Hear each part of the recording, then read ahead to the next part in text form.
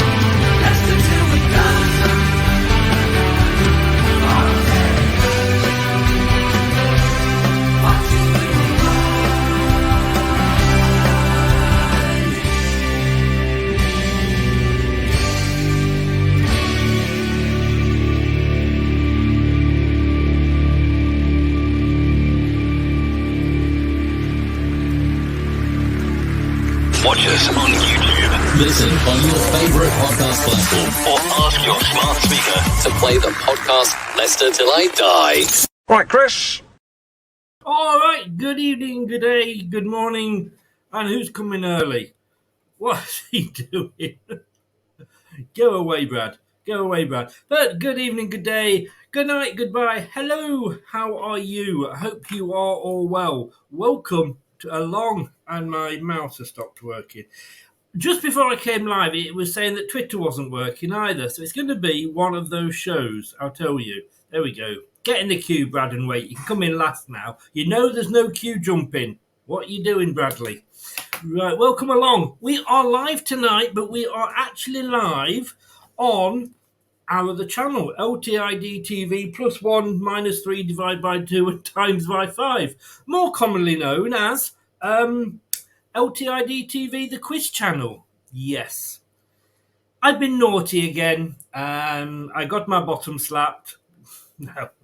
That's the silver lining with being naughty, I guess, isn't it? I was 24 hours off a YouTube strike, and they went and put me on another one. So I had 24 hours clear. So I am now banned on the main channel. This will be uploaded to the main channel, but I just can't go live on there at the moment. So I say it's another strike, or as we like to call it on LTiD TV, we call it doing a Dave. So we will try and get back on as soon as possible. But it is LTiD TV from Leicester Till I Die. Thank you for joining us, whether you're watching or listening via your favourite podcast platform. Do join in the comments, add them below if you're watching it on catch-up, or join in, just keep it respectful. I've got to say thank you, first of all, to 2 new members this week. And that is John Pugh. Thank you so very much, John. And Mike Green. Brilliant, Mike. That is a pleasure. And thank you so much for becoming a member.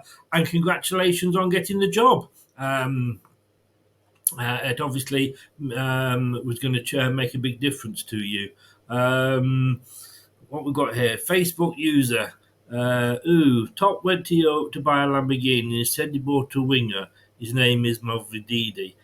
He cuts in with his left, hits him with his right, and when he scores a goal again, we'll sing the song all night. Fair play. I don't know who you are, Facebook user, because you're not registered, so it's just coming up, but I actually do quite like that. I was worried there that I'd brought that up a bit early, and it might have been a little bit rude, but I trust my followers too much, don't I? And Stuart is in as well. Good evening, Stuart. How are you? Look, let's be doing. You can actually catch all Leicester Till I Die TV bits on Bob's, all on our social medias. Yes, I have still got it as Twitter because I can't be asked to change it to X. I always thought X was a comedian on BGT, but apparently it's now social media. Luke, good evening, sir. Yes, no, well, I am. Like I said at the start, I am on the quiz channel. So if you go to LTiD TV, the quiz channel, you can watch us live on there, mate. Rudy is in. Rudy, how the devil are you, sir? It has been a while. Welcome along. And Terence is in. Terence, thank you for coming in. Welcome along. I will be uploading this, like I say, to the main channel tonight, but it takes about 3 hours to do it. So, but it's the debate show. It's back. Let's bring my guests in. He couldn't wait to get in before. He was jumping the queue. And so, what's on with my bloody mouse? So for that reason, I'm going to make him wait. I'm going to bring in the boss, the big Well, man. hello. Oh, I wasn't expecting that. I wasn't. I thought I'd be right at the bottom of the queue. Wow. How are I'm you? saying nothing about you being used to being the bottom. How the devil are you? Wonderful. What have you done to your mouse? I don't know, but everything's gone wrong today. It could be. I was up at some unearthly hour. Who suggested that I do a breakfast show from 7 o'clock in the morning? What idiot came up with that idea? I think some guy down Paul. Next time he comes up with an idea like that, tell him to shut the fuck up. I think so, yeah. And I'll tell you what, if you do like something big in the morning that can last 3 hours, tune in to Surrey Hills Radio, surreyhillsradio.co.uk. I'm certainly big. I don't know if I can last 3 hours. I don't think I ever could do. But check me out on there every morning, 7 till 10 with The Breakfast Show. But you well, Dave? Yeah, good, mate. Thank you. Good. Right, let's bring... Well, one of the other two's got a beard. One of them hasn't. Let's bring the one in that has got the beard and say, hello, Katey. I tried to have a shave as well today. I'm sorry. You knew that was coming when I was saying that, didn't you? Like death and taxes, Chris, like death and taxes. Yes, exactly. Well, welcome back, returning after your quiz the other night. Yeah, I won't call it a success, but... I didn't say success, I just said your quiz. Look, it's the taking part in this day and age. Apparently so. Winning. That's what Brad says. One day, I think even if I gave Brad the answers before the quiz, he'd still come last. Hello, Brad. How the devil are you?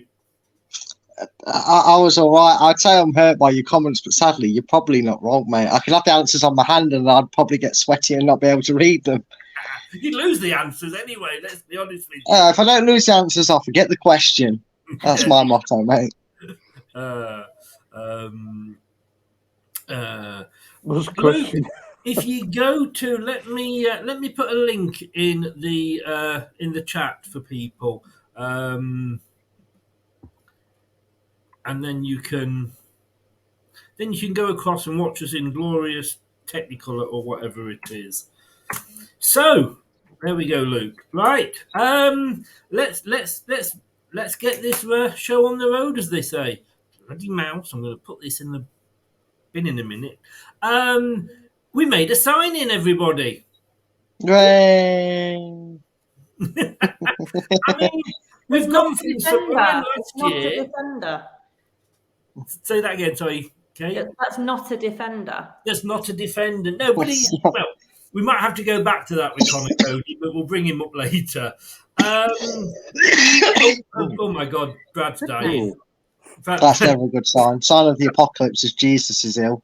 Yeah, Is that ambulance? we're gonna have to keep the show short. Brad might have to, if he slowly slips down in his chair, we'll know something's gone wrong.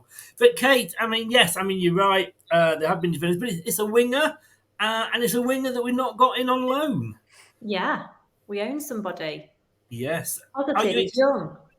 Are you excited by the signing?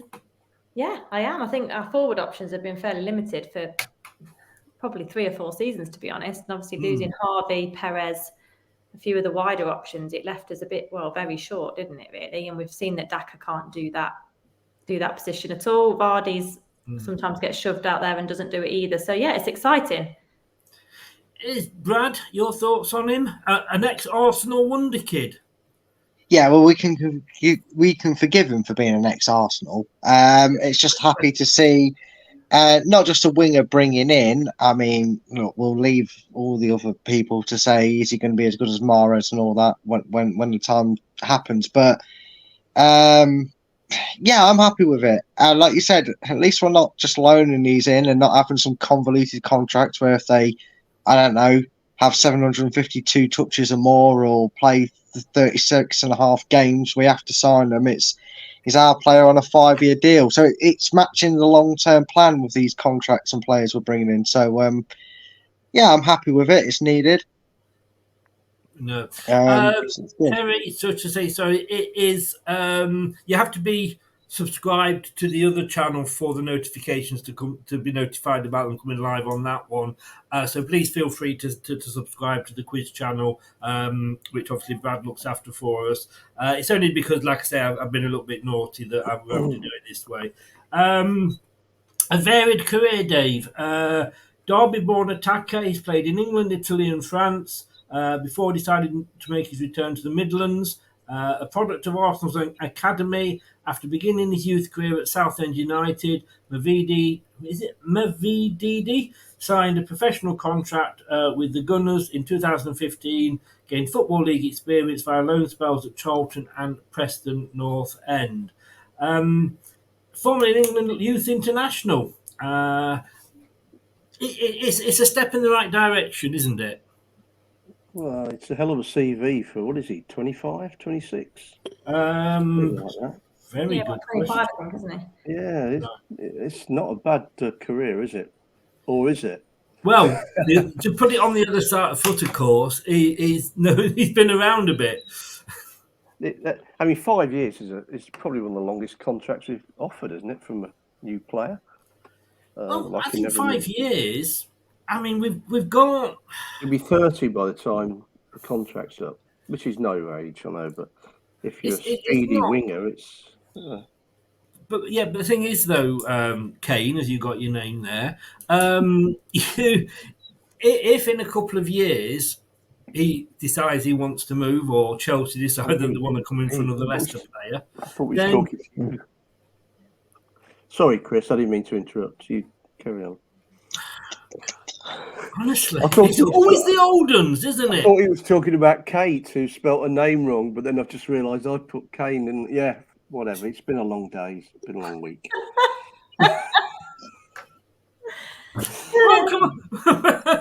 Welcome along to children's TV. Somebody beat me up now, please. How do you manage the breakfast show? That's what I want. You're right, Chris. I mean, it's. But if he's good in 2 years, then we've still got him on a 3-year contract. We can still ask a decent amount for him. Yeah, I mean, we always expect a year of nothing, don't we? Unfortunately, we haven't really got that sort of time now. But at least he's had the experience. I don't know. I don't get too excited. I got excited about one or two of our guys last year with the first games, and I don't think anything happened after that. So. Mike's in. Good afternoon. Good evening, Mike. Stephy is a great player with excellent flair and control. I think she's gone downhill since she stopped playing at Wimbledon, but that's just me. Oh, brilliant! If that's the case, I mean, we'll see. We will.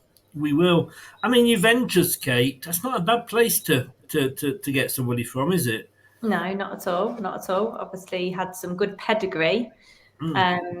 But yeah, like Dave said, I think we've just got to see what happens, because the Championship is a big test for anyone, especially some of our players going down there who've not had that experience before. So I hope that he's going to add some flair and control. But I don't want him to be another Tete where we have an Aston Villa performance and then. Is it a curse, Kate? Is it a curse of whenever we just sign a winger? Because we have this with Under. I mean, me and Brad were good, we're big fans of Under. Maybe we went over the top on him. See what I did there? Yeah, never mind. Very good. This is what they want. I mean, whoever we seem to get, there's always that comparison to Mahrez, who's obviously now gone off to Saudi. We should say, look, just go in, give them time, because these ones that have come in on loan deals haven't really sort of been given a run of games. And we know what Iheanacho is capable of if he's got a run of games. When these players aren't getting a run of games, they're not going to be able to perform at the best, are they? No, not at all. I think some of the players in particular, like Nacho, is just a form player, isn't he? You've got to play him regularly. He still is frustrating, though. Even if he got regular game time, it can be really frustrating. But Perez was really a number 10, wasn't he? He was shoved out there out of position. Tete, I think he's incredibly young, didn't have a lot of experience as such, a lot of game time. So hopefully Mavididi he's had enough pedigree, he's had enough training, enough good clubs, been around some great players, no doubt. So hopefully you can bring that to us. maybe Brad, being a Brazilian, you're doing better playing down the centre. Well, yeah, I expected it. I prepared myself for it. For God's sake. Again, I think the problem we've had is a certain manager kept buying players that were stronger in other positions and are not playing them there. Mm. Like Kate said, Perez made the statement himself when he came here. I'm a number 10. I don't want to be playing out on the wing. Okay, and this manager, in his infinite wisdom, went, okay, I'll play you on the wing. My thoughts on Perez as a winger. He's hopeless. This is very true. I'm not going to reject that statement now he's not here. He is hopeless as But a that's winger. just generally, not just as a winger, is it? Well, yeah. And you're not talking about this manager, are you? I mean, the video didn't play my end, but I know which one it was. So yeah. You've muted yourself. Yeah. There we go.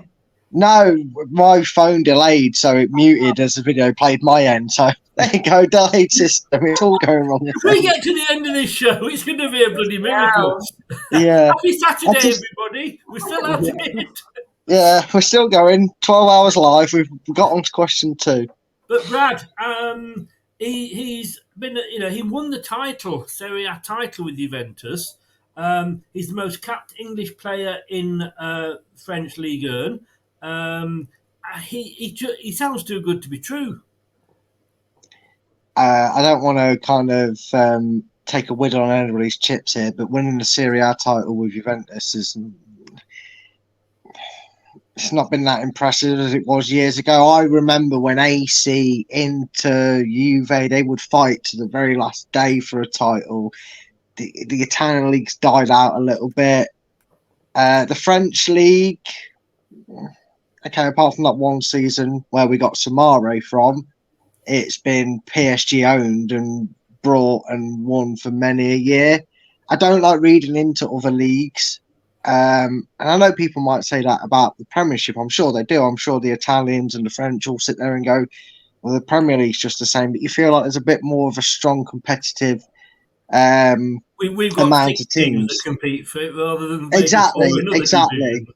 Well, yeah, exactly. But whereas it's not like you're sitting there saying, Juventus always win it, but it's very rarely that the other teams are at a constant pace. It's usually Juventus. Now, I know this season, maybe a certain player that we'll get onto has suddenly changed his mind because they're not in Europe and have had a bit of a disaster, but I don't read too much into their younger years winning it. It's still impressive, but that's where we lose the hype train, isn't it? That's where the hype train goes up here because we hear they played for the Juventus, and realistically, it should be more down here. Now I've killed the mood. I will see you all later. I'm going to say I was actually quite happy. Dave. Well, I'd just like to say that Amati won the title with Leicester, which is what helped to get him. Well, we know that, Dave. He's your favourite player. We get it, Dave. Amati's your favourite player. Hey, is there a player you hate that we can avoid? Because it's been Perez and Vestergaard for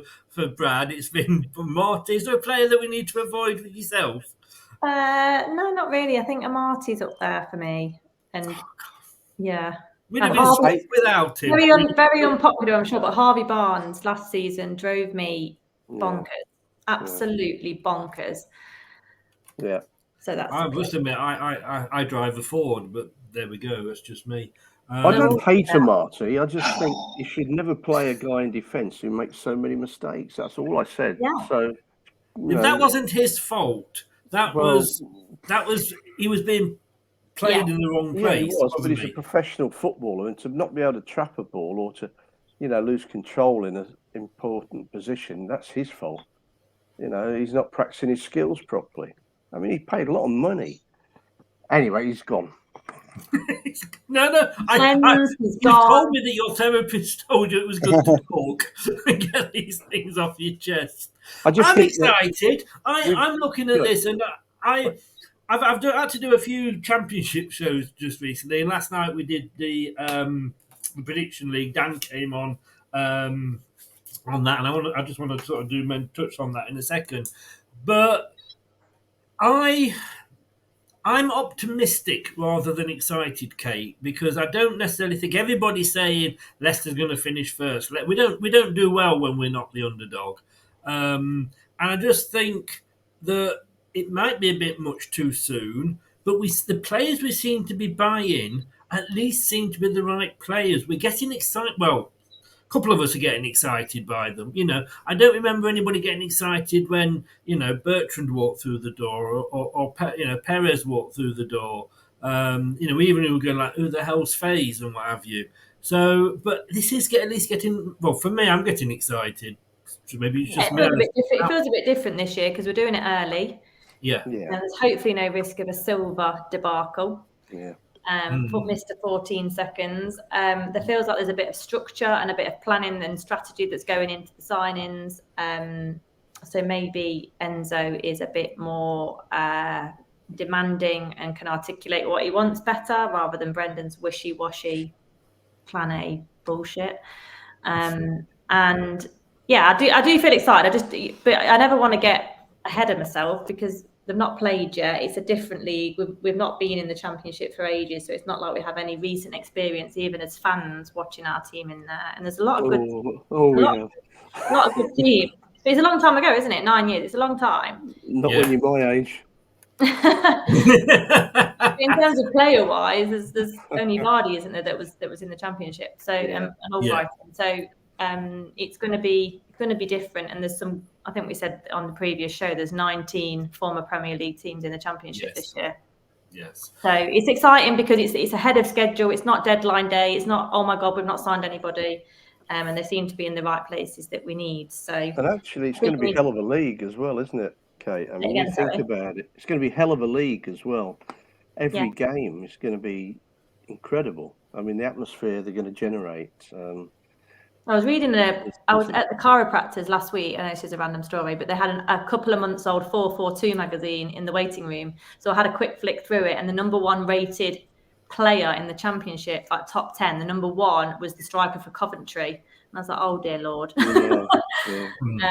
So I think there's some real talent and young talent as well. So it'll be a great league, but it's not going to be easy at all. No. It's not Brad, we're used to random stories, aren't we? We'll go off. It wouldn't be us if we didn't have random stories. Welcome to our world. Okay, to me, the way I see the next season is, I think it's very. It's not nice for the other 20 odd teams that they said that the three coming down are going to be the three that go straight back up. I just think Leicester are the team, and I'm not disrespecting Leeds or Southampton here, but we are the team that's gone down with that trophy to our name, the Community Shield, Super Cup to our name, the FA Cup to our name in the 9 years. And we're the team, I think, that everybody's going to want to beat, which will make it even harder for us. Sorry, I didn't hear a name at the start. Did I not say? I think I said Brad, didn't I? You did. Yes. Sorry. I was there waiting for him to have a name at the end. The little lady that comes in the corner and does the sign language has gone off. It just.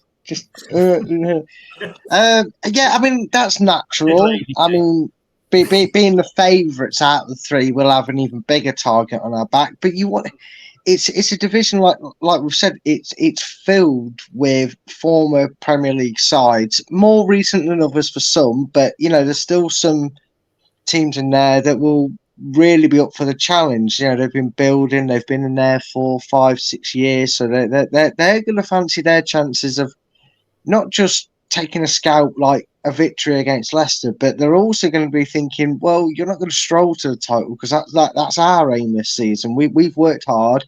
Maybe one of the teams that fell short at the playoffs will think it's their turn this season to keep building and changing. So it's not going to be. You'd imagine it's not going to be an easy ride, as some people maybe are expecting it. I mean, Leicester fans, we're quite used to trying to ground ourselves. I think out of all the fan bases around the world, Chris, when we won that trophy that sat right behind you, well, not that exact one, but the Premier League trophy itself, I think even Leicester fans were probably more calm and reassured that it wasn't going to happen than any other fan base. We had it every week, didn't we? Saying, "Oh, go on and win the league now, win the league, please beat Tottenham and I Arsenal to spent the league." whole of that season at work sat next to a Spurs fan. Oh, that must have been great. And every week, every Monday morning, we'd get, unless we were playing Monday night, but every Monday morning we'd go in and we'd go, we're going to cock it up.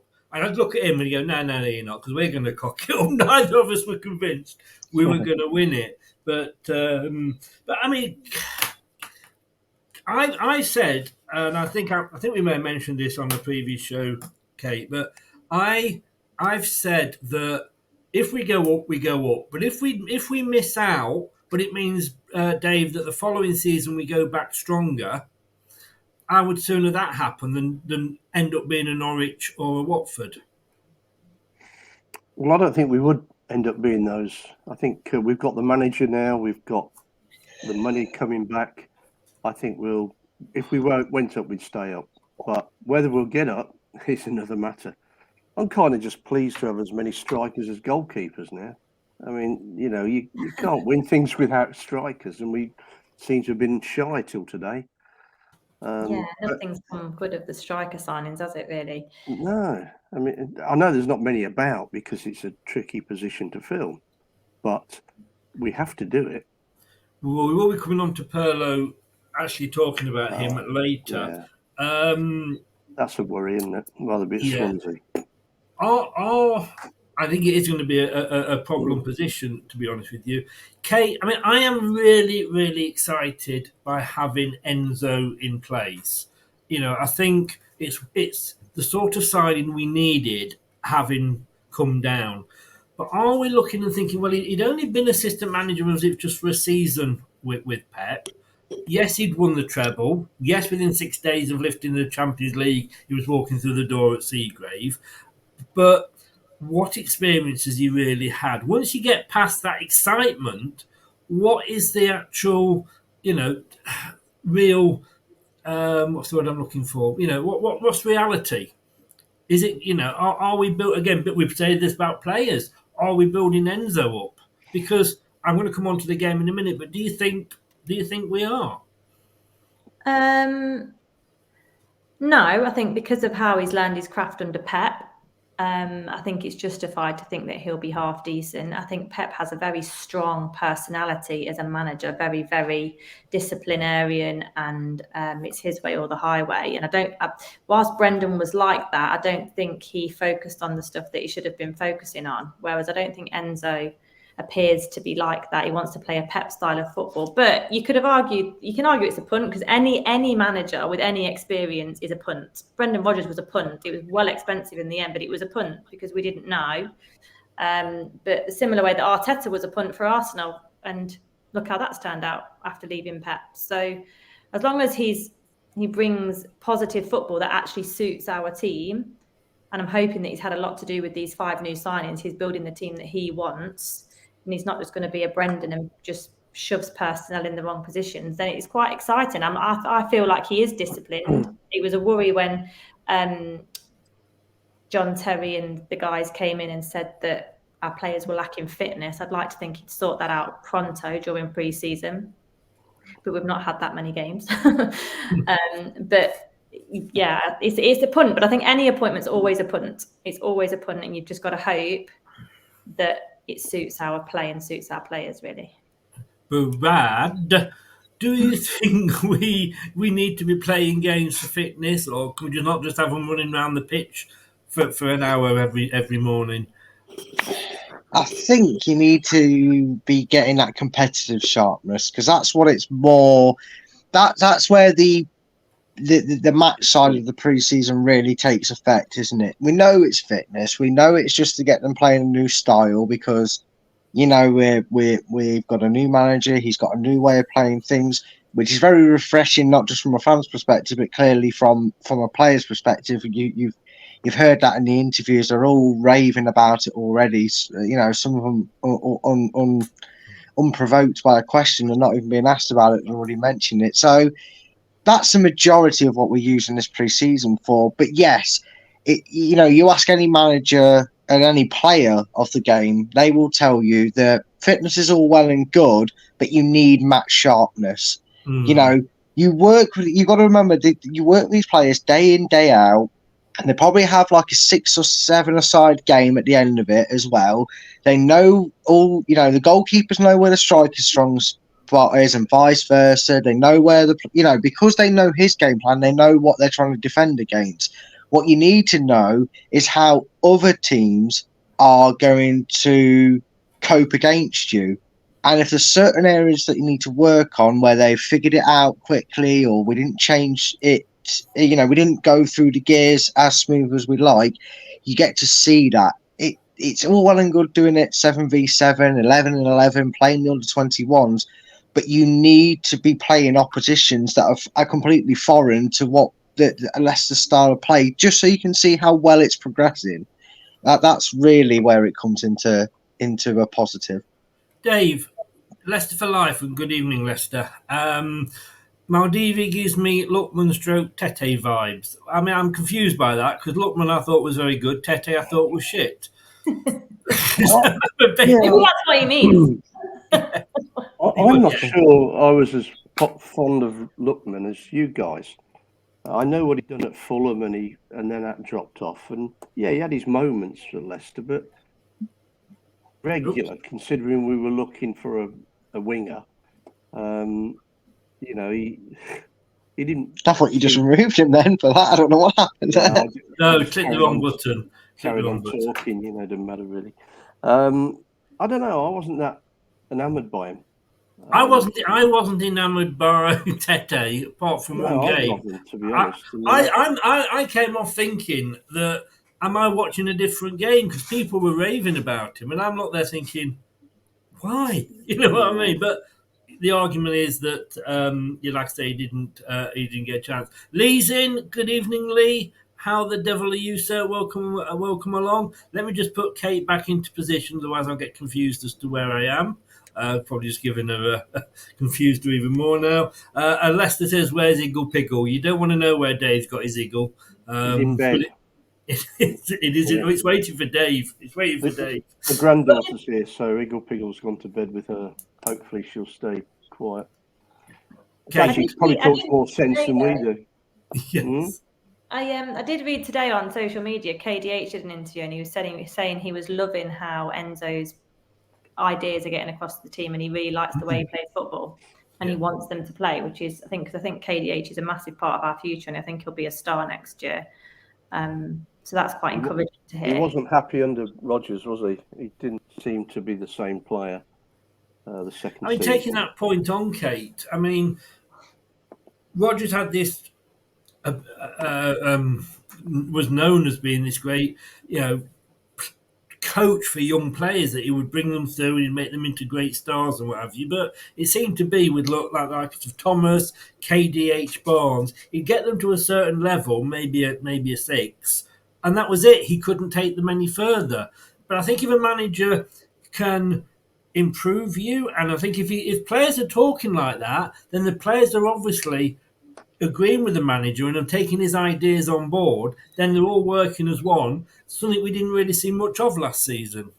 Yeah, absolutely. I think he's obviously showing passion in his idea, conviction in his idea. And I think the problem with some of the younger players, I think Thomas and KDH in particular, I think Brendan gave them too much football. I don't think, when you see like the likes of Sir Alex Ferguson, he doesn't overplay the under-23s because you can play too much football and drop off. And KDH and Thomas in particular played so much. Thomas more through injury cover, but KDH played so much football. I don't think it was necessarily a good thing for his development because if you have a shit game, which you're going to do, I don't think the younger players can cope so well with it. And Brendan wasn't that arm around your shoulder kind of guy with them. It appears that he didn't give them the. But he had his favourites, didn't he? We know that, and. So, I think it was Oliver Holt or somebody wrote in one of the papers that Rodgers did not have a smaller squad than any other team. He did not have a smaller set of players that were fit. He just had a smaller set of players that he trusted, if you like, or he wanted to pick from. And that was the trouble. And he was also David Brent in disguise. Anyway, we'll move on. We'll start on this on Brendan Rodgers. You know where this is going to take us. Look, we'll quickly get this out of the way because I'm going to be sat here talking to myself because none of you actually bothered to get up to support your team on Sunday morning while I was there getting a ban. Pre-season. We look. I watched it apart from when I had to reload my show because YouTube took me down. But we had, for 20 minutes, I'm like, what the hell? Who is this team? It's this team in black. It's not Leicester. I mean, Ndidi, my God. I mean, when we first signed Ndidi, I think we looked at him and thought, you know what? He's the next Katey. And he had some good seasons. Man United were rumoured to be after him, and his fans wanted him. And then, along with a lot of other players, because of Mr. Rodgers, sort of went down the pecking order. But my God, but last season, Brad, you and me, we were not over enamoured with Ndidi. But this was a guy that was coming. He had more strikes on goal than Patson Daka did.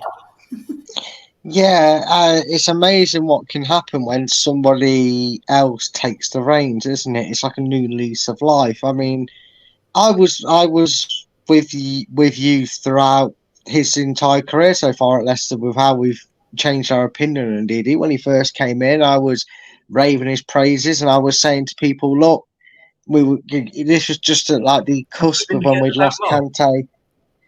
Yeah, this was at the cusp of when we'd lost both Katey and Mahrez, and we were saying, look, whoever comes in next, don't expect them to be the next Katey. And after about a season or two, I found myself saying, well, you know what? He might not be as good as Katey, but he's the next damn best thing. We've done brilliantly again. And then it just all seemed to fall apart over the last 18 months. I know he had a few injuries. I think Brenda's unwillingness to experiment or be very bizarre when he did experiment never paid off, and it affected it.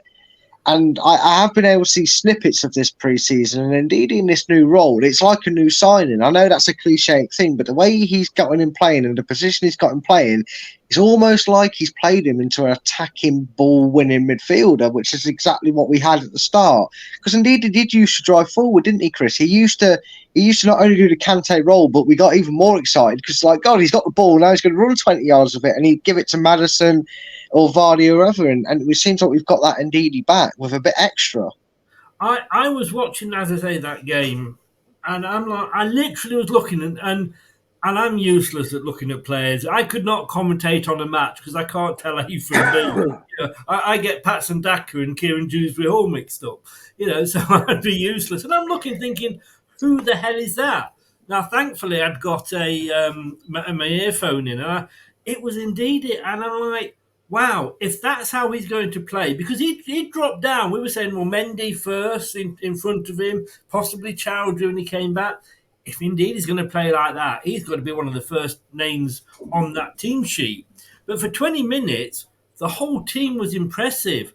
We had a goalkeeper that would actually kick the ball out a bit further than the first few players, and his distribution was really good, and he didn't kick it into the stands either. So he impressed me. When we got the ball, there was movement off the ball for the players, and we were the better team. We could have been 2-0 up, and then we had 18 minutes where Liverpool just sort of, I would say, stepped up a gear because we didn't allow them to win that first 10 minutes. And then, Dave, reality struck. Now, I'm going to say a thing here, and I don't know whether you will agree with me or not, but had we come off that game and won it, say, 2-0, and on that first 20 minutes, you could argue that we should have, we could well have done if we had carried on like that. We'd have gone into next season thinking we're going to win every game and every team's going to just sort of, bend over and move out our way and let us score. Is it, very much a timely reality check for us? Yeah, I think so. I always like it in friendlies when things go wrong because you've got time to put it right. I remember over the years we had wonderful friendlies, we played well, we've scored goals, and the season's disastrous. Arrogance, if you want to call it that, or cockiness, it does set in. These guys are only human. I know they need success to to build success, but you've still got to understand that we're not there. We're not even close to being there yet. The team's still rebuilding. I mean, I think, I heard Liverpool had about 70 odd dangerous attacks or something to our 15 or 16. And that kind of sums it up. And, how many shots they haven't? I don't know, 20, 30.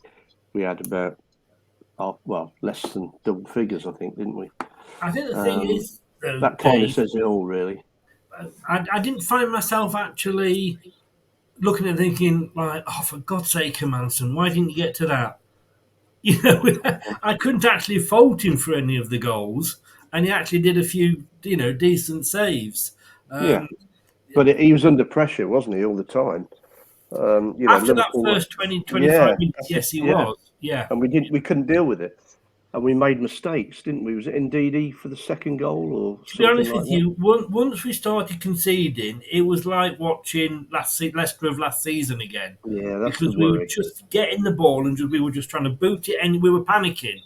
We were panicking. It's like we'd poke the dog, but then we didn't actually like it when he started barking at us. Yeah. I mean, the thing is, Kate, we actually played better because Liverpool made changes. They changed their whole team before we even made a substitution, which makes you think, and this is the last friendly for us, because obviously we play Coventry on Sunday. Liverpool have still got a week or so, and they've got 2 friendlies to play.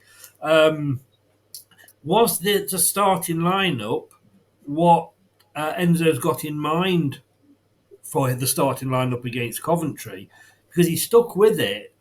Was it, do you think, and I hate to sound like Brendan Rodgers, but, you're playing in Singapore, it's a bit hot, it's a bit stuffy. They changed all their players after, at half-time. We didn't. I think the only player that didn't change it at half-time was the goalkeeper, then they changed him in about 60 minutes. How do you see that defeat? Well, I read Enzo's comments after the game, and I think he sounded a bit like you, like unbelievably shocked with the first half an hour and how well it went. I think he said afterwards he was really pleased with how I think his term was, executed the idea, what he wants and how he wants to play. So I don't think any of us have any problem with having a core set of players that you would like to use, injury permitting, most games if you can, because there's going to be no Europe to think about or that kind of thing. Hopefully we'll have a couple of good cup runs. But I don't see that as a problem, that your core players, why not push them for as long as you can before making a sub? Because you want the fitness part is key. The match fitness is key, because next week we can't have just 60 minutes in the tank, which we seem to have last year. We've got to have 90 plus some. And if they're going to be bringing in, I think I saw the officials, they're going to be finally bringing in the proper stoppages for injury time, including penalties, dives, everything. We might see games as long as 100 minutes like we did in the World Cup. So I think it sounded like it went to plan. Obviously, the second half wasn't great, but I think he was very pleased with the execution of his ideas in what is a really short space of time. Are we, Brad, thinking, look, I'm going to sound like Michael Owen here, aren't I? What's the saying? It's a long race, not a short race. You know the saying that I'm thinking of.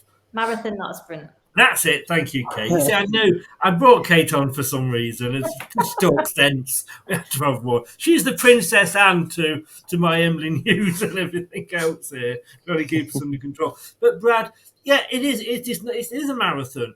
So, and I'm worried that some fans are going to go, well, hang on a second, we haven't beaten Coventry. Who, let's be honest with you, were within, one kick of actually maybe themselves being in the Premier League.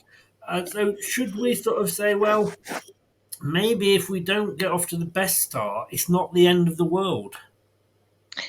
Yeah, I mean, you're right. It is a marathon, not a sprint. It's 46 games, not 46 minutes we're playing next season. So the problem is, Chris, and I say this a lot on quite a few topics that are sort of similar to this, every fan base has a set of fans, no matter how big or small. They just wait.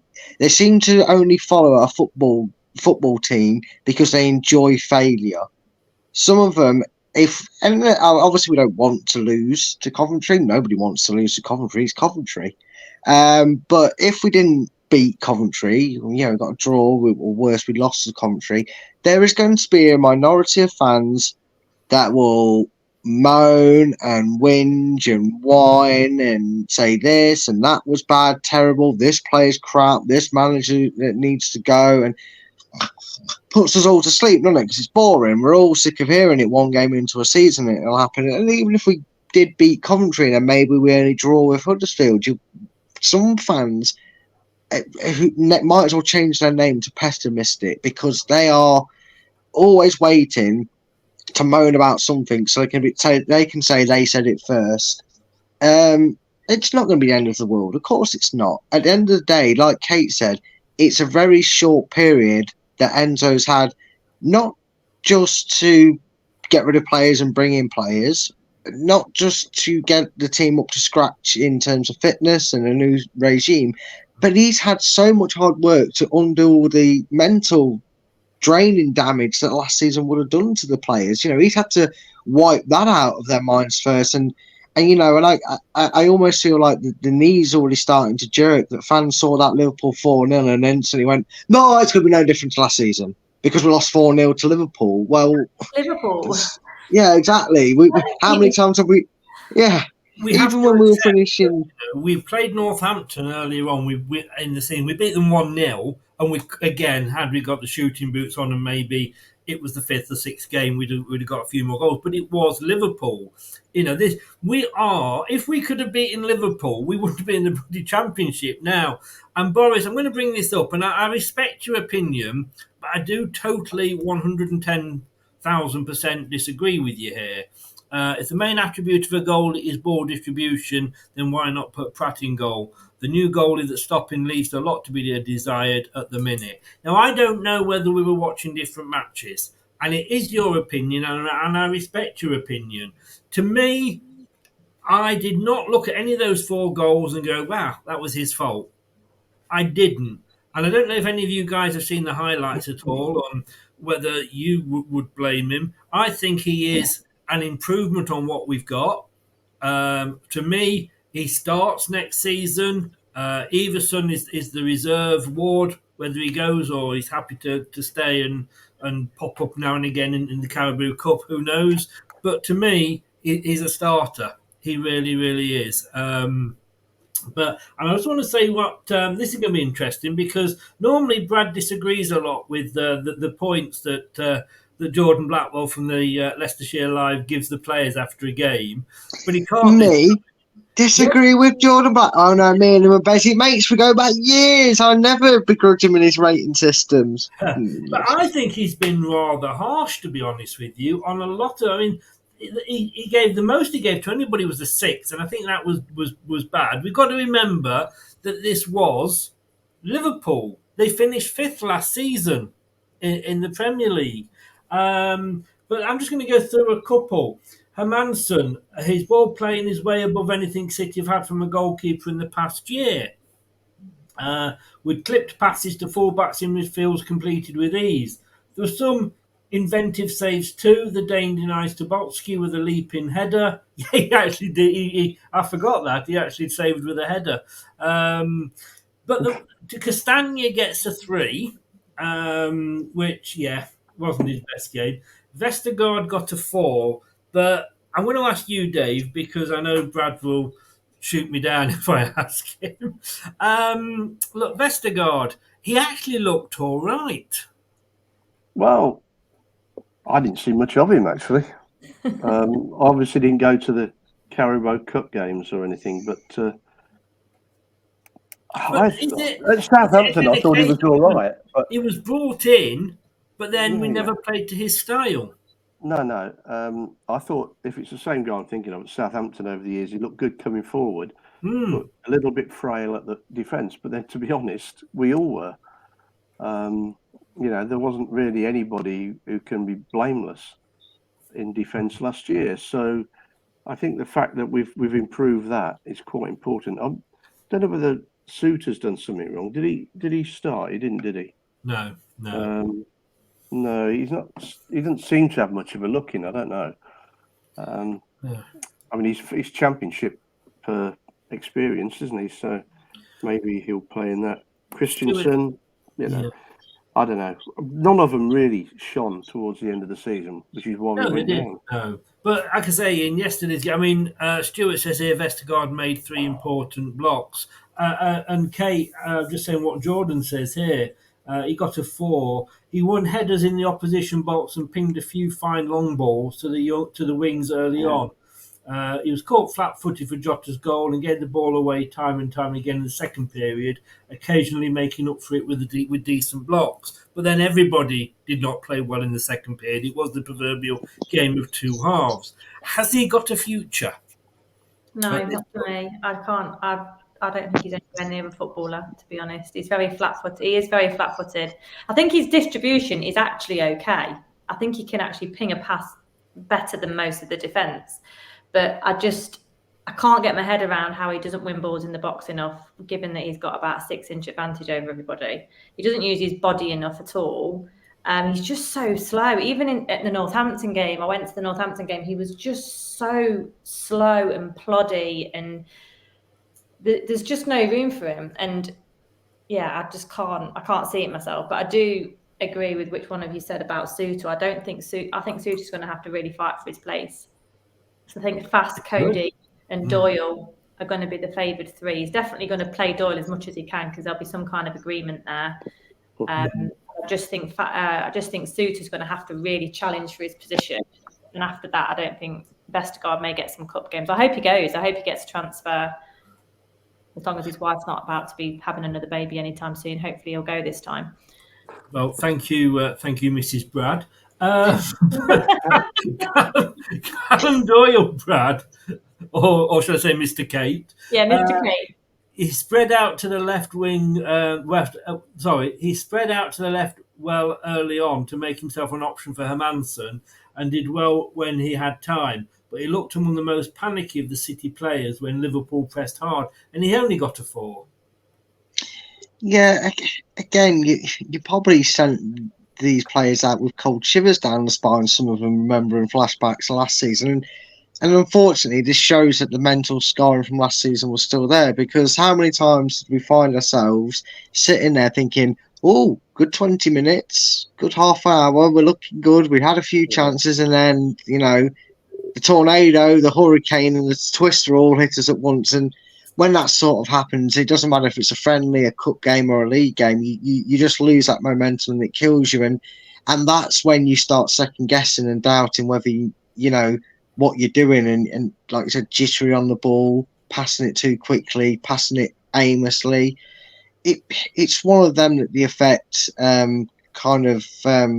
goes on. I'm not really ultimately surprised by some of the ratings from what I've been able to grasp from the game and the little highlights package that Leicester had to throw together for it. What doesn't sound as bad as the 4-0 scoreline by any stretch of the imagination, but it does sound like there's still that there where if it does go a bit all Pete Tong, it takes them from us thinking, 6s, 7s, maybe even 8s if this continues, to, it's another 3 and a 4 performance. But take it as it is. I mean, even when we're not going to play many Liverpools next season. Well, there is that. And also, you have to remember, even when we qualified for Europe, we took a spanking off Liverpool 4-0. So it's not like it's something we're not used to. We've had 4-0s, 4-1s, 4-2s, and other results against Liverpool. So, yeah, it's nothing that we're not used to seeing when you play a ridiculous side like that. Oh, no, sorry. As Klopp would have you deludedly think, they're a tiny Burnley club on a small shoestring budget. Sorry, I forgot Klopp thinks that's Liverpool. It was a strong team as well, wasn't it, Chris? I mean, it wasn't a reserve side or anything like that. No, it was a very, very strong side, Liverpool starting lineup. And then once they got the goals, they switched it around. That first 20 minutes, because it was that strong starting lineup, gave me faith. But Dave, the question I've just put up there, should Enzo be picking want-away players? When I say want-away players, and somebody said, how do we know these players want away? Well, we want them away sometimes, as in Vestergaard, because obviously we've not got his fan club in tonight. But when it's this close,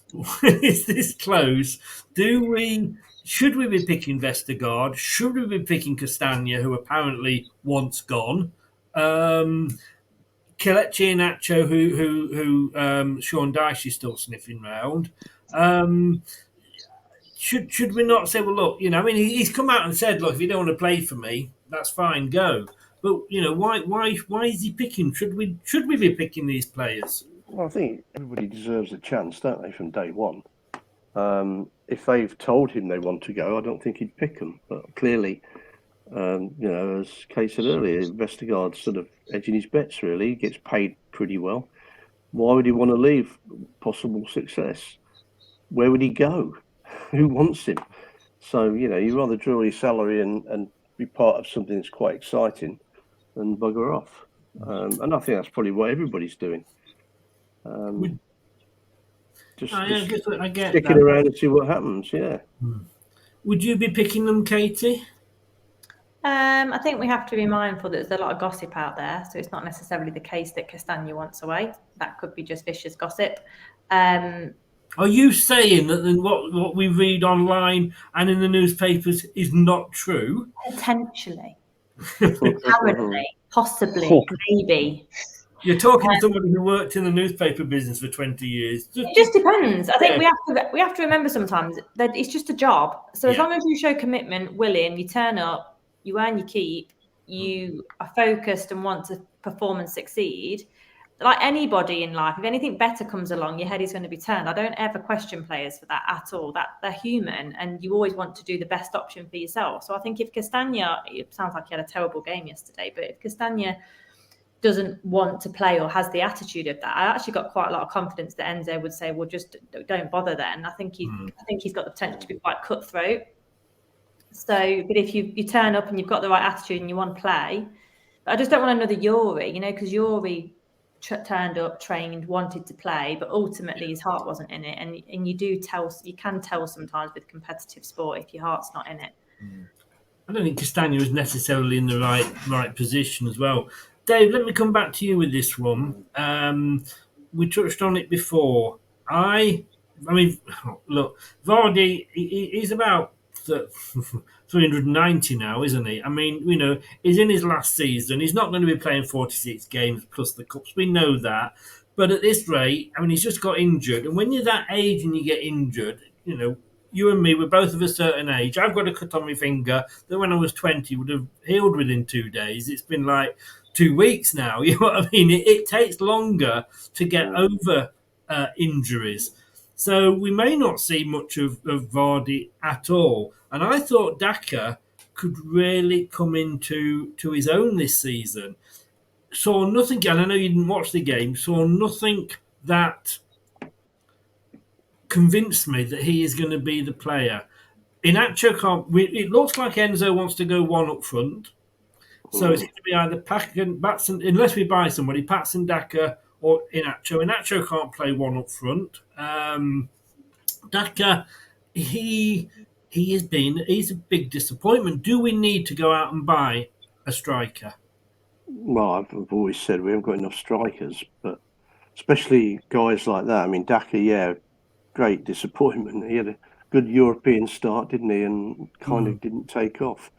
But I don't think last year we played their football. I mean, we won the league with Vardy playing onto through balls. Can't think of many we've played when Vardy was on the pitch. He was defending more than attacking. Daka's the same sort of player. He's got pace. Okay, he'll probably miss more than he scores, but he can beat defenders. But we didn't play to his strength. So I'm not quite sure what to expect from it. One up front, I don't know. I'm probably a bit too old-fashioned for that. I think you've got to have at least 2 up front and a winger. I don't know. Again, we don't seem to have the bit behind a front striker to support that, do we? Well, Inacho was that guy, wasn't he, for a while with Vardy? They did it a little bit. Maddison was supposed to be that guy, but he played him wide, which seemed a bit pointless. I don't know. I mean, if Ndidi's doing what Chris says he's doing, then maybe he's the guy. Brad, do you think if Iheanacho, and I want Iheanacho to stay, I don't want him to go. Could he be? I mean, let's be honest with you. He scored for fun when he was at Man City, but then who wouldn't? And he never. You and me could have put our boots on and scored a few goals for Man City in that team. I don't want him to go. Everton are sniffing round him. Does he really want to go to Everton, who are probably going to come down next season? Could he be adapted into that number 9 role, do you think? Yeah, I've been saying it for a while now. If you want to get the most out of Iheanacho, he plays well from receiving the ball deep. You look at his goal record, and you'll probably find that if you looked at a heat map for where he scores most of his goals, the majority of them come either just inside or at the edge of the box. I mean, I remember a very few games that he'd score a couple of goals, and they were out. He's so lackadaisical. I think that's what frustrates people. He seems to do things with such an ease; it looks almost lazy. I mean, I remember. I don't know if you guys remember. Was it like 5-4 game last game of the season against Spurs a few years back? I think he scored a hat trick, or he got 2, and he side-footed them, pinpoint into the bottom corner. But he just side-footed them, and you're thinking, you're so lackadaisical. It's just his game, and I think he reminds me. Not in the same style, because obviously Okazaki had a lot more pace, and it was like a Duracell battery. No wonder he kept dying on us after 70 minutes. But he played that role, didn't he, for Vardy? He was like that filler gap where if Vardy had to do a little bit of tracking back, you'd give the ball to Okazaki so he could hold on to it, so Vardy could run past him, so then he could get the ball and Vardy would score. And maybe, just maybe, if you think of Daka in the same vein as Nacho, that they need to have a run and they need confidence to get the best out of them. If you play Nacho in that number false 9 role and you play Daka as that lone striker, you might just get the click that you need from the pair of them. And this is all dependent on, for me, whether or not Iheanacho says, okay, I'll sign a 2-year extension. And even if he says, I'll sign a 2-year extension, but if we don't go straight back up, then I'm going to look elsewhere, I wouldn't care. You know my love affair for Iheanacho. Let's leave that there before it becomes a rated 18 show, right? But I honestly think if you found a way to put them both on the pitch at the same time, you could leave Daka up front. So he...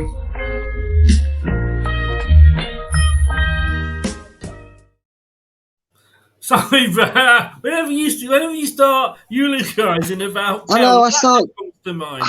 I can't help it. He's just such a lovely person. He's my favourite Leicester player for a long time. Like, leave me and my man crush alone, okay? That's just how it is. But honestly, if you look at where Iheanacho is at his most potent, he's picking the ball up in between the halfway line and their box. He drives at the defence. He has a shot, and it goes in. That's where he scores his goals. That's how he does it, and that's how he gets it. With his feet, exactly. Big guy. He's actually got a really good touch. He is, and you look at Chris. You like to use just quickly. You use this game as an example. His 4 goals against Moscow. What were they? Moscow? They were balls. Well, you did. You know what I meant, cheeky. I wanted to be posh and say Moscow. Okay, Moscow. It's taking you to be posh, mate. I know, right? But his goals, all of them, were a ball straight in front of him that he latched onto because he's got pace for days. He ran through him. He went, thank you very much. I'll even take it round the keeper at one point. I think he did it for one of the goals and went, see you later, that's a goal because that's what I do. If you can play them 2 in tandem, I think we've got a hell of a season with them 2 as a strike force, if you will, in that sense. I want to put this one up because I don't agree with this at all. But I want to try and take a back seat, Kate. So I want to give you full whip on this one. If I can just find where I put it. We know Boris is a big Vardy fan, but Vardy should just play away games. He loves to wind up the opposition fans, and Leicester fans love it too when he does. Can he play 23 90-minute games? You would argue not because of his age. However, if you're thinking about things from last season, I think last season was a complete red herring because we didn't play the style of football that suits Vardy. Vardy 5 years ago would have struggled last season. I think if he can stay fit, I don't really know, what is his injury at the moment? I don't know. I didn't even know he was injured, to be honest. I just thought he was being rested. But I think it's the style of play that suits Vardy. He's learnt over the years to conserve his energy. He doesn't run around like a whippet for 90 minutes anymore. You see him hang back and literally ready to time the run because he's got the intelligence to do so. So if you can time and, you know, do the strategy to suit Vardy and the formation to suit him, I can't see why not. I would rather not him not play full 90 minutes, even 23 games at 90 minutes. I'd rather him either be an impact player at certain points against certain teams or an hour player, 60, and then see what happens. But it's just really hard to tell where Vardy's at because he was completely wasted last season. I think he was one of the ones that probably stood up to Brendan a bit. I think there was quite a famous photograph of him giving Brendan eyeballs as he walked off the pitch once, wasn't there, last season when he got subbed? I think he was one of the few that probably spoke out, but you can never drop Vardy. So I think we'll just have to see what happens with him. It'd be interesting to really see where he's at fitness-wise and age-wise. Just checking out, you were asking about James' injury. Enzo said, Jamie's okay. He just had a very small problem against Luton a week ago, but he was on the next pitch running and training, so it's okay. It was just a small problem, and hopefully he can be with us in the next days. But is he, I mean, I said this last season, Kate, is he the sort of player now we've got to look at using him maybe just for the last 15 minutes, bring him on when the defence is tired? Yeah. I do think that. I think that with Nacho a bit as well, and not because of his age. I find Nacho, to watch him, if he plays for the 90 minutes, I think he loses concentration after 60. I don't think he can focus for long periods of time, and that's sometimes his undoing. So I like seeing Nacho as a bit of an impact person as well when players are tired. But I think it's just difficult to know because Vardy can hit you fresh within the first 10 minutes and hit you like a train because people won't expect it. That's what Leicester used to do. They used to come out the blocks so fast, and then you can take him off at halftime if you want. I'd love to see that. Dave, we've got to just say whatever happened last season, we've just got to erase it, haven't we? We can't ever use last season as the yardstick for anything, can we, really? No. It's interesting, the Nacho comment, though, about the concentration. Because at Brighton, he scored, or Daptis scored in the first few minutes. And then after about 50, 60 minutes, he just went away with the fairies. And that's when he missed his 2 or 3 good open chances. And I've never really thought of it like that because you assume these professionals, they might be able to give it 90. But yeah, I've noticed that looking back a few times. Vardy, I'd play him from the start and I'd keep playing him as long as he can do it. I really would. I know the impact thing's been a big deal with Vardy, but I've seen him come on as an impact sub and do nothing. Because it takes him, 15 minutes, 10 minutes. What can you do in that? Nobody's going to be able to come on and, unless they're really lucky, change a game. And it doesn't happen very often. I think Vardy's our main man, definitely up front, and I think he should play. I think he's wise enough to know when he can't. Yeah. He'd say, I can't, I need to come off, or I can't do it this week. Yeah. We haven't actually got a young squad, as it. Looking down here, let's just have a look. Ward's 30. Even Evenson's 26. Well, we won't include Smithies. Cody's 30.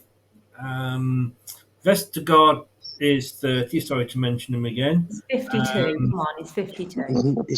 No, there's 52-year-olds out there, Kate, that are quicker than him. I'm not saying that's 29. To all 52. Yeah, in fact, I've watched some games of walking football, Kate, and I thought they were quick compared to Vestergaard. So Vardy's 36. He'll be turning in June. So 37 in January. Yeah, it's January. Yeah, it's in January. That's his contract finishes in June. So he'll be 37 for half the season. So yeah, we got to. We've I mean, like I said, but let's like you say, there's no point bringing him on for any length of time if we're not going to play to any players. strengths, Right. which we obviously didn't last season. Jimmy Anderson was 41 yesterday. He So- was, yeah. Jimmy. It's all relative, isn't it? Yeah, still going. Ryan And Broad retires at 37, so it's all different. Who was Yeah. 41? Sorry, Jimmy Anderson. shh. He won't click on to what we've brought into the conversation. He won't know if we don't speak any more of it. I think we've got away with it. He was 41 yesterday. Yes. Yeah, that's it. Yes, a professional athlete, Kate. Yeah. The TalkSport Fan Network is the ultimate on-demand destination for the UK's best fan-led football podcasts. Including Leicester Till I Die, independent analysis and reaction for the Foxes faithful. The TalkSport Fan Network. Unbeatable club-dedicated content created by the fans, for the fans. Follow the podcast on the TalkSport Fan Network. Oh, Jimmy. So yeah, let's get back to football. Jimmy Anderson. Whoa. Sorry, what? Sorry. We'll behave. We're back. Sorry. There we go. Look, if you're going to be naughty, that's what happens. You're going to sit on the naughty step for a minute, Brad. Drop the I got C-bomb. away with it, Brad. Drop the C-bomb. Wasn't allowable. Okay. Look, we know that Vardy should be then back for Coventry. Connor Cody, though, doesn't. I mean, it's the curse of the pre-season friendly, isn't it? With Connor Cody. It fears Connor Cody's injury is not good, with Leicester City still awaiting the results of a scan on his foot. I mean, how long does it take to... They've got bloody Seagrave. Surely they've got a scan machine there. They must have had it by now because that was a few days ago, wasn't it? Yeah, This, I thought there was a... this was written a few days ago, but no update though. That's the thing. No.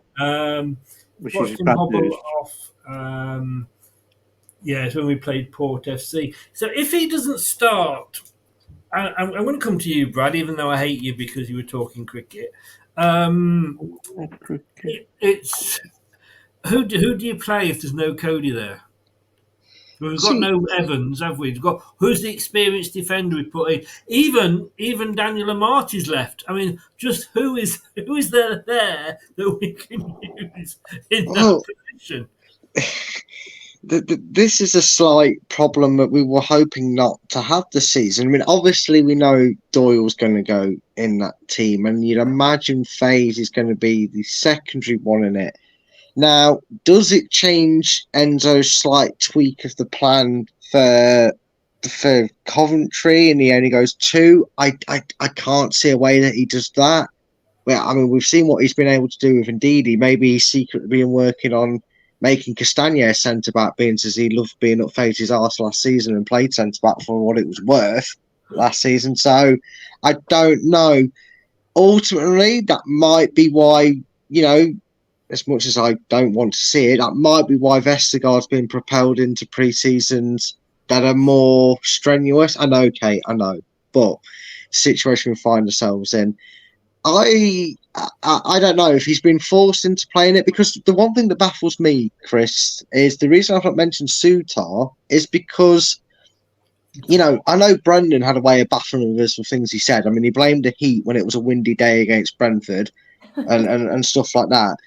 But Dean Smith actually came out and said the reason Harry Sutar wasn't going to get played for a game after playing either the Sunday game or whatever it was is because he was too tired. Now, that begs the question that somebody who spent a few seasons in the Championship, played far more games in the Championship, is too tired. Now, I know they say there's no smoke without fire, and they also say you shouldn't believe everything you read, contrary to beliefs of the journalist and expert in the room in Chris.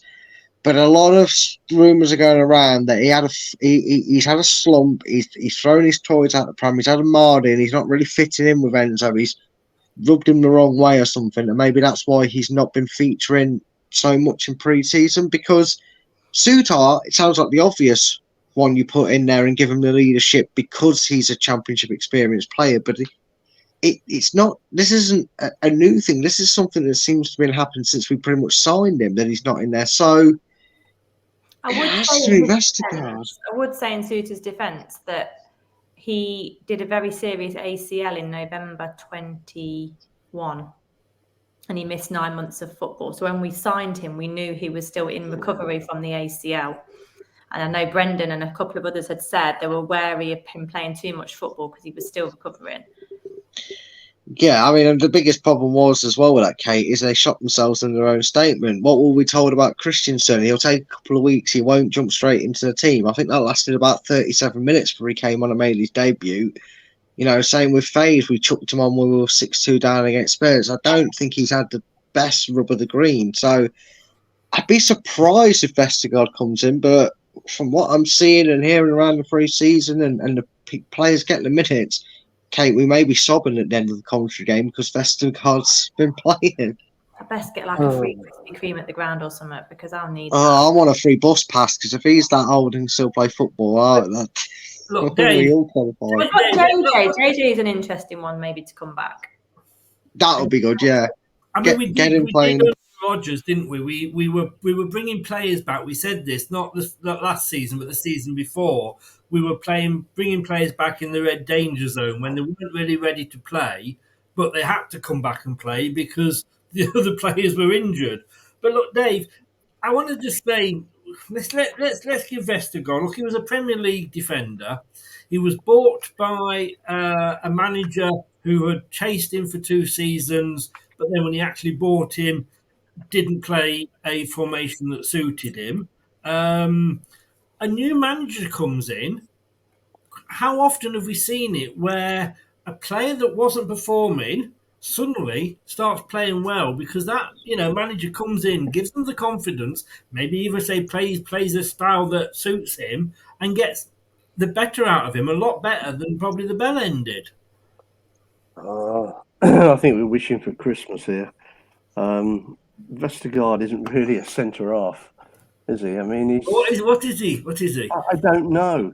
Keep it clean, you two. Keep it clean. He is a thief that's stealing a living.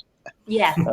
I mean, I think it'd be easy to knock him off the ball, and the Championship isn't going to be quite as soft as the Premier League, so he's going to get a lot of stick, and he'll be knocked off the ball easy, and it'll be no. I mean, I'd play him up front. See what happens. And give him the Matt Elliott role, stick him up front out the way. He's about 8 foot tall, isn't he? No, all right. I'm being serious. I mean, I can't see it. I really can't. I hope I'm wrong. I think he's been badly. I think he's really been badly done by, to be honest with you. Maybe, but he can't play. I don't think he's doing himself any favours. Sorry? Vestergaard's been badly done. Yeah. By what? His own talentlessness. Whole word. Wow. Yeah. Come on, stop making words up, it's not allowed. I tell you, Kate had her alphabetti spaghetti for dinner today with that one word. Look, I think he has because, like I say, it's a bit like when Rodgers bought Samari. He brought him in and they said, I want you to play as a box-to-box midfielder. And he said, well, I'm not a box-to-box midfielder. If you wanted one of them, why didn't you buy one of them? There were other options available. As a centre-half, and we've played him as a centre-half, and he looks nothing like a centre-half. Does he? I'll tell you what he does look like. He's very good at it because he doesn't move like one either. He makes a very good lamppost. So that's about it. I tell you what, send them to Luton for their new stadium up there. He can hold a lamp up in the corner and they can go for floodlights to play the first game there. It'd be much useful for them. I don't think Samara is a midfielder at all. I like Samara. I think he's severely underrated. I think he is a player that has been done dirty by Brendan because, like you said, Chris, he came in. We got told by all the close reporters and the people that would have looked at him and how he played at Lille and went, oh, he's an advanced midfielder. He likes to get on the ball, likes to muscle them off and drive the force forward. And Brendan went, no, he's not. He's a shortstop that's going to stop them all going through. It's like, no, Brendan, that's not what he is. And I'd like to see him this season. Tanner, who said that he spoke to Brendan and says, why did you buy Vestergaard? And Brendan says, well, he fits into the style of play that I want. And Rob Tanner says, yeah, but you don't play that style. He says, well, yeah, yes, I do. And then never played him. And he did this. He had the same questions asked for him about Samari after a couple of games. He goes, "Why are you playing Samari in that role when he'd be more suited alongside Yuri?" And he went, "No, I want my players versatile. There's versatile when you buy them when they can do two jobs." I'm telling someone that's like telling me, who's never ever worked owned a business at all, to Brad. You stack boxes. Now I want you to be versatile. Go and manage this company after 3 days at a job. You're going to get no results out of me, aren't you? Why would you expect that from a player? Dave will remember this because he's of a similar age to me. When Liverpool were dominant, pre-Alex Ferguson, Manchester United were forever playing catch-up. And they would go out and they would buy players, not because they wanted them necessarily or they were the right players. It was to stop other teams getting them. And they would just go out and they would just pick these players. But they would never anywhere near winning the league. They won the odd cup here and there. And I think a manager's got to come in and says, right, this is the way I like to play, whatever formation it is. And then you pick those players. It's like an England manager. An England manager has got to say, this is the style that I like to play. Yes, I know that he's a very good player, but he doesn't play a role that will fit into the style I want to play, so I'm not picking him. Surely that's what the managers have got to do, is it not? Well, yeah, but, we're in a funny position. We just lost the whole backroom staff to pick players and to go and find players. So we ended up getting substandard players for the Premier League. You could probably name 6 of those guys in the squad last year that shouldn't have been close. But what Rodgers didn't do, he didn't pick the players that could fit in, like Mendy, for example. I mean, I thought Mendy was brought to replace Katey. Similar type player, similar looking player, similar speed around the pitch, but he hardly got a game, did he? No. And Samari got a game instead. Well, why? That's got to be the question. That was the question we all asked when Brendan Rodgers last couple of seasons, wasn't it? But you got to say who was picking the players, who was finding them, who was recommending them? Was it the manager? I mean, we had a long time without we've got to say now we have got Martin Glover, who obviously came from Southampton, but has got a good reputation. He was on gardening leave this time last season. Yeah. But I want to just quickly touch on this before we round things off, Kate. Joe Perro, I mean, again, as you would say, one newspaper says one thing, one newspaper says another, but a lot of the papers that are of the areas that are being leaked, so like the Mercury, there's the Leeds paper, the Italian papers, it looked like he's staying at Swansea. They want apparently 20 million quid for him. Now, if he's going to he scored 20 plus goals for the last 2 seasons running. So if you're watching, Dan, check your facts and figures. If only those that watched the show yesterday will know that. Look, to my mind, apparently nobody really wants to pay that sort of money, but that's what Swansea want. The agent's not happy with Swansea because obviously he said he's not signing a new contract, so he'll go for nothing in a year's time. But if you're in Leicester's position, and we've done some good deals, £20 million, if he's going to get you 20 goals a season, why don't we just go in and go, look, here's the cheque? Because that's not what we do, is it? We don't ever succumb.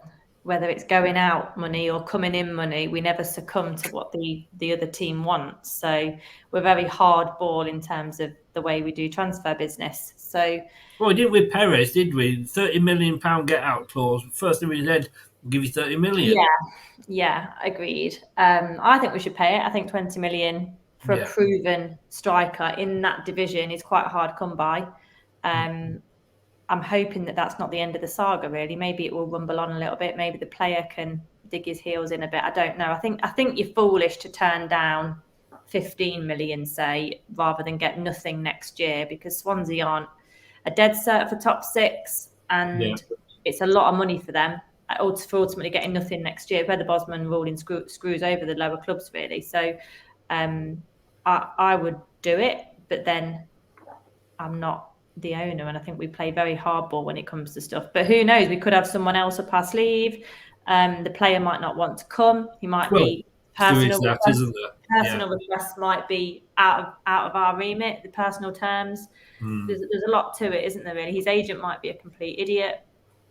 And there's lots of things that come into it. With might. It is a given, isn't it? It's part of the. It is with an agent, really, isn't it? But there's a lot to it. But they're foolish to turn down anything north of 10 million if you're getting 0 next year. Yeah. Brad, would you just go and give 20 million? Is he the player for you? The thing is, I'd like to kind of do a Dave here and avoid answering the question for just 60 seconds, Chris. The same could be said about the saga with Iheanacho, couldn't it? You know, the second we were helpfully linked with the Swansea striker, Iheanacho was going, was going Notts Forest. If you read your emails from Nigerian princes, that is, or as I should say, Nigerian papers, he was going out the door. Then that died off. Then the rumours started again about us signing the guy from Swansea, and suddenly now Sean Dyche wants to use his shoestring Everton budget to bring him in for 10 million. Now that's sort of died off. It keeps getting a little bit of a flicker of a flame, but now all of a sudden we're not, this guy's staying at Swansea. Swansea's perspective, stubbornness is going to cost them, like Kate said, anything north of 10 million pounds. It's going to cost them that if they get too stubborn with him, because if he's genuinely not going to sign a new deal, they're going to have a Yuri Tillemans on the hands, because he might down tools a little bit, not put in the effort, and then he'll come to whoever he goes to for nothing. So it won't be such a big deal. The thing is, for me, this all weighs on Iheanacho and Daka. If one of them is not sold, I don't see the need this season to bring him in. And like you said, Chris, yes, it's a risk for Leicester to do it because he could change his mind and sign a deal in the long run. But right now, if words are to be believed that he's not going to sign a deal, and that means Swansea lose him for free, you get Iheanacho, you get a year out of him. He leaves his contract. He leaves because of his contract, and then we take him on a free. It might just be worth the wait, because unless one of them leaves, too many cooks spoil the broth, as I say. I know Dave wants about 750 strikers, but realistically, with the style we're playing, it's one up front, so we don't need more than 3. I really don't think we do, and we've had a youngster in the pre-season who would step up as a break glass in case of emergency. So is it vital to get him and pay it? Not unless we sell somebody first, not unless someone moves on. Dave, we need a 20-plus goaler season striker next season, or this season now. Have we got one at the club? I don't think we have. No, not at all. No, and I mean, okay, we've got to sell somebody. What's the news on Chowdhury? Do we know anything happening there? Yeah, he's back from his own. That's all I can tell you. So nothing's happening there. I mean, I really do think the amount of wages we're saving or have saved, the money we've got in, I'd do it. I would do it, because all you need is a couple of injuries. Vardy to get out for another 6 weeks. Iheanacho or Daka. Daka seems pretty injury free, doesn't he? But not good enough. Yeah, I definitely would. Is Daka the man for you next season? Sorry, is Daka the man for you next season, Kate? No, I don't think so. I don't think he's quite proven to be the Premier League striker that we wanted him to be, and I just don't think he's hard enough for the Championship. You've got to have some real steel in you, and I'm just not sure he's got. I think he's got the pace. I think he's got the ability, but it's quite a niche area that he works in, and everything's got to come together for him to score. Whereas I think Vardy can make stuff out of nothing, or at least was able to. Nacho's a bit similar.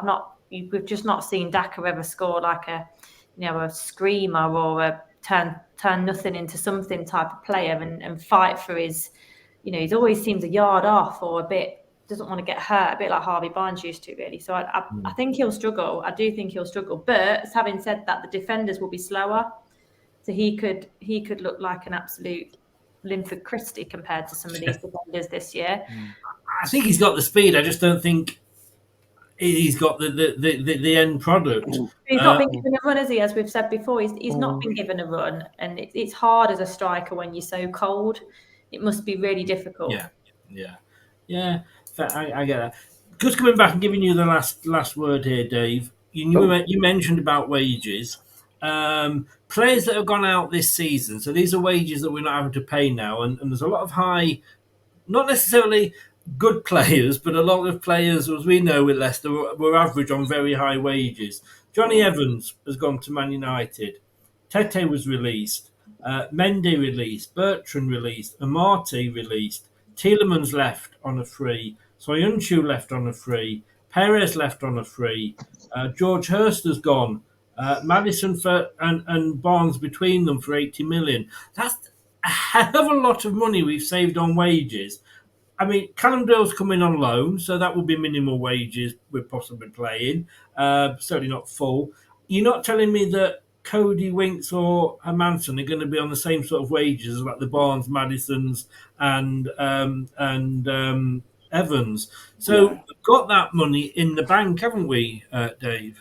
You think so, wouldn't you? But you just don't know. I mean, we were supposedly in loads of debt. So maybe that's gone towards that. But, what? I think Brad wants to comment on that, so let's just give him... Is he having a stroke, or does he want to say something? No, we've taken out a loan. We are not in debt. You can't be in debt and pay off 196 million in the same week. We were stretching FFP rules due to our failure to qualify for Europe. You and me will just take a seat. We'll let those the owners paid off that debt. The club was in debt. But they still paid it off. The club itself is... Yeah, but we're still able to function a way to pay these wages. We're not an Everton. We're not £600 million in debt and paying £6 million of bloody week on wages. This was the misconception everybody had. Everybody hears the word debt or FFP and they suddenly think that the club's financially bankrupt and ruined. No. I was always on your side on that one, if you remember. What I'm Very saying true. All right, yeah, okay, good boy, Dave. FFP is more our enemy than our debt. Yeah. Chris is reading a book. It's no pop-up pictures. I'm surprised he's learned to read words. So have you finished? Sorry. Yeah, sorry. Me and Dave always have to have a little backwards and forwards just to handle. I like to whine sometimes when Dave gets on about that. If I've got a dog, I've got out taking it for a walk. Can I say I was very concerned that Filbert Fox was in Southeast Asia? I'm not quite sure what the point of that is. Publicity. That's all I'll say. Yeah, but he shouldn't be out there on his own. Oh, right. And if he was there, why wasn't Diggle Piggle there? On his own. That's tickled me, that as. What was that, Kate? That's tickled me, that as. He shouldn't be out there on his own. Bless him. No. Fox. What was Vicky the Vixen? Maybe they live out there. That's why you had Vicky and Dennis, didn't you? Do you ever remember the little 3 or 4 bit comic strip that used to be at the bottom of the team news on the matchday programs? Yes. They used to be brilliant. All I will say is that if they're not there on the opening match day, they've been eaten. Well, I think we need to, I think that's what that Top Stars mascot must have done to them. Remember him? Come on, Bennett. I still say, does anybody not remember talking of mascots? And you've taken me down a YouTube rabbit hole here, just like YouTube. You're taking me down a rabbit hole. Does anybody remember the worst mascot I think ever, which was West Bromwich Albion's Boiler? Oh, the Boiler. Yeah, the Boiler. It was being sponsored by a boiler company, and he was a boiler. I mean, even Arsenal's Gunnosaurus isn't as bad as that. Isn't there another one that's just all yellow spikes and really scary looking face on him? I think that's the Scottish one, I think. Yeah, it is, isn't it? It's freaky. That must scare the kids. Or was that Dave? Probably a fifth one. No, that's just Dave on this channel. We're still on about the mascot. I hope there's no children on this channel. Ladies and gentlemen, thank you so very much for your time. Do stay in and have a chat afterwards if you want. I would like Brad and Dave anyway, because I just want to talk to you, but you're welcome to stay as well, Kate, if you want. Otherwise, if you've had enough of us, you don't have to. Yeah. Actually, I hate to depress Kate even more, but could she stay on for me to talk for a minute or two? And you, Dave. I would about what both of you. Don't get your hopes up, Chris. You're not invited. feel left out here. You're not going to be talking quizzes, are you, here, by any chance, Brad? Chris, could you just... Well, if I say that and Kate buggers off, then I know her answer to my question. Sorry, Dave. If you'd like to stick around afterwards, Chris, because I feel left out here, not inviting anybody. Well, I am going to be up early in the morning, so I can't stay out late. Point.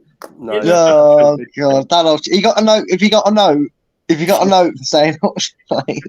Somebody's have to wake up, make sure he's on air. I know. Yeah, it has to get up to. He doesn't even wait now for me question. He just sends me a message at like 7:minutes, a thumb. Yeah, it's working. Yeah. Okay, now it's only lasting a week, mate. I promise you. Ladies and gentlemen, thank you so very, very much. We will be back on. Well, in fact, Brad will be back on Thursday with Craig. Hopefully, it's one of the things I want to talk to you about. And you'll be Craig, the leader of the quiz. The leader of the quiz, the one that knows his stuff. We've been talking Coventry with, I believe, I don't know if you reached out to him yet, the Coventry. I've been sorting, not just trying to sort things out for the preview show. I will reach out to the person who sent me to. Thanks, Chris. Yeah. But also for those that are involved in that, I've been busy getting everything organised for the Predictions League. I think Nate sent. Is Kate in the Prediction League? I don't know. Kate, no, she's not. There you go. She's not in it. But I'm just waiting on a few people. I'm not angry. I'm just very disappointed. Put that lip away. Don't get brownie points giving us them sad puppy dog eyes either. But yeah, so you've still got 2 days. Follow Brad at Foster. Yes. Oh my God, at Full-Time Focus on Twitter or X, whatever the thing's called these days. And just to be clear, for anybody who's maybe going, well, I'm waiting for Brad to say something, I have started a Prediction Leagues group chat. Now, if I've made a mishap and not included you in the chat, probably have, but just send me a message saying, "Oi, Brad, I'm not in the group chat. Can you add me to it, please?" And I'll get you added. I'm not sending you a message. I see you here. I'm not in the group chat. Oh, I don't care about you, mate. I'll dock your points. I mean, I check your results for adjudicator. That's what it is. You're hurting me, Chris. Silly name for Twitter, I think, X. But the problem is, Elon Musk, I think, is a bit like me. He did come out, and I've had the same problem. I only know 26 letters of the alphabet. Don't know why. Anyway, on this... I thought you said he'd come out. Oh, hang on, sorry, mate. It's these trousers. On that note, we're going to places we don't want to go. There's ladies present. Thank you, everybody, for watching. And thank you, three guys. I will speak to you all in a few minutes. Take care. Everybody. Thank you very much. Bye. Bye. Vestergaard rules. Yes, I can say it now. Vestergaard to start against Coventry. Get rid of them lot. They don't know what they're talking about. Get in, Vestergaard. Hang on, the numbers are dropping. Anyway, thank you so very much for everybody that was watching today. Next programme is 8 o'clock on Thursday. It is the preview show. We will be getting Craig in, hopefully. There will be a guest from Coventry City. But again, it will be on this channel, which is the LTiD TV 2, or +1 - 5 divided by 6.5. LTiD TV, the quiz show. Thank you to everybody that was watching. If you've been listening on the podcast, I really do appreciate that as well. Thank you for lending me your ears. You can now have them back. I won't see you on Thursday. I'm not sure if I'll see you on Friday for the Prediction League, because Brad is doing a lot of that. So I don't know when I'll see you again. Probably for the watch-along on Sunday, if I don't get banned again before then. Thanks very much. I've been Chris. This has been LTiD TV. This is Arnie. Good night. Thanks for watching. These videos are tremendous. You better like them too, or I'll be back.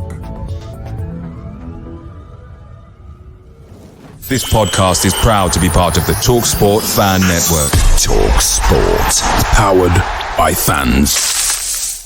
That will conclude this evening's entertainment.